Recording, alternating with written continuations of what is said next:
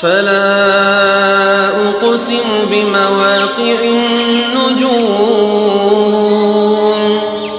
وإنه لقسم لو تعلمون عظيم